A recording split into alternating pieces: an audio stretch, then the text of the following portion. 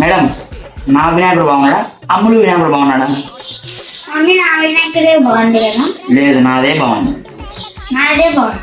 అసలు నీ దాంట్లో ఏం స్పెషల్ ఉంది చెప్పు. నా దాంట్లో టోపీ, నిన్ను దాంట్లో టోపీ లేదే. టోపీ ఎందుకు లేదంటే మా వినాయకుడు పుట్టినరోజు వస్తుందని చెప్పి కొండ ఎక్కి తలనీళ్ళు అందించి వచ్చాడు తిరుమల పోయి.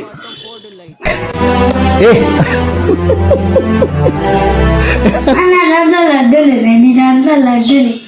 అవును కష్టపడి కొండ ఎక్కినాడు కదా, ఆకలేసింది మధ్యలో ఆగి ఒకటొకటి తినేసాడు, అన్నీ అయిపోయినాయి. నాకు అర్థం కాదు సార్.